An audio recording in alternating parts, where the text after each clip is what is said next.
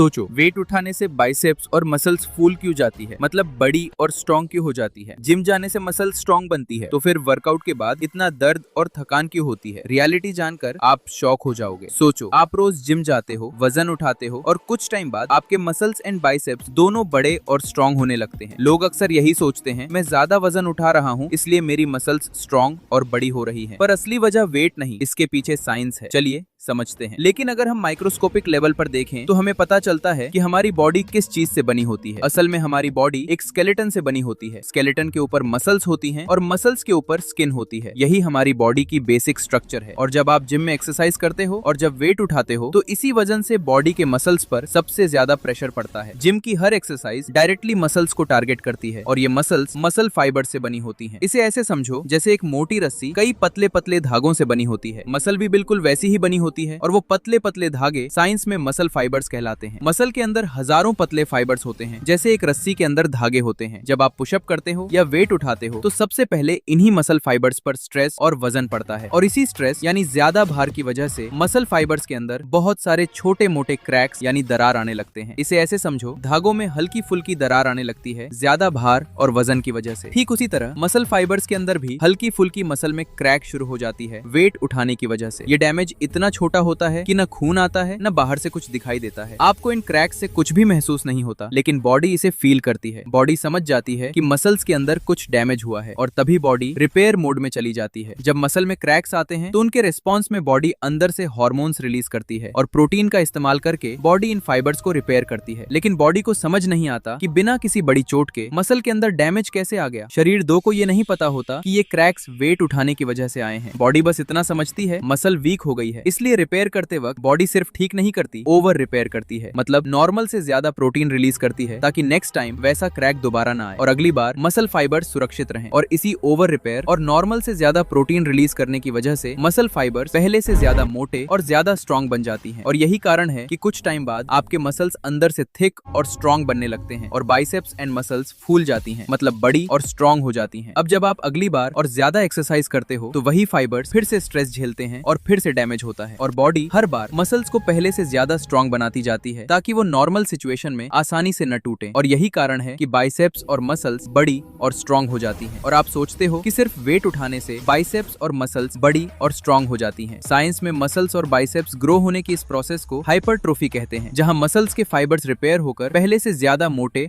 और स्ट्रॉन्ग बन जाते हैं। और इसी वजह से वर्कआउट के बाद आपको हल्का फुल्का दर्द महसूस होता है, क्योंकि मसल फाइबर्स के अंदर डैमेज हुआ होता है। प्रोटीन इस डैमेज को रिपेयर करता है और बॉडी सिर्फ ठीक नहीं होती, पहले से ज्यादा स्ट्रॉन्ग हो जाती है।